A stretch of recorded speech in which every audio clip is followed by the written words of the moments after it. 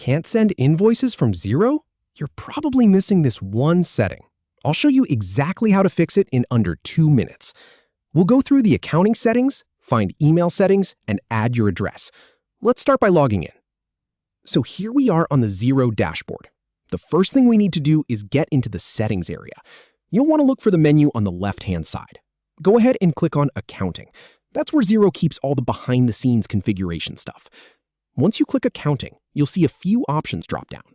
Look for the one that says Accounting Settings and click that.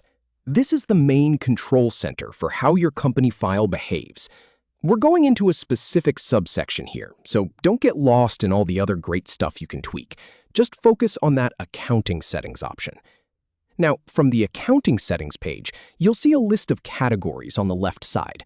We need to find Email Settings. It might be under a general heading, but just scroll down that list until you see it. Click on Email Settings, and this will bring up all the options related to how Xero sends emails on your behalf. All right, here's the section you've been looking for. You'll see a box called Email Address. Next to it, there should be a button or a link that says Edit. Click that. This opens up the door to actually changing or adding the address Xero uses when it sends your invoices and statements. Now, once you click Edit, you should see a button that says Add Email Address. Click that. This is where we tell Xero what email you want to use. It can be your own personal work email or a dedicated address like billing@yourcompany.com. It's totally up to you. Type in the email address you want to use. Make sure you spell it correctly. Double check for any typos, because a wrong character here means you won't get that verification email later on.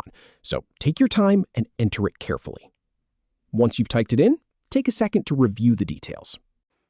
Just look over the address you entered and make sure it looks right. There's nothing worse than realizing you missed a letter after you click Save. So just scan it one more time. When you're happy with it, go ahead and click Save. Xero will add that email address to your list.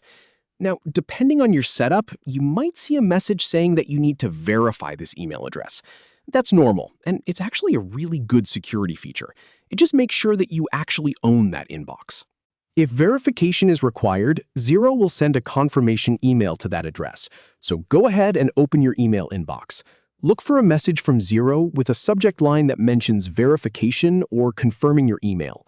Inside that email, there will be a link. Just click that link and it will take you back to Xero where the verification is completed automatically. This step is crucial. Without it, the email address won't actually be active for sending. And here's the really important part. Once everything is saved and verified, let's test it out. Go to your invoices in Xero, find any draft invoice, and click the Send button. You should now see your new email address in the From field, ready to go. Send a test to yourself if you want to confirm everything is working smoothly. You're all set. From being stuck and unable to send invoices, you now have a verified email address configured and ready to go. No more workflow delays. If this helped, give the video a thumbs up, and I'll catch you in the next one.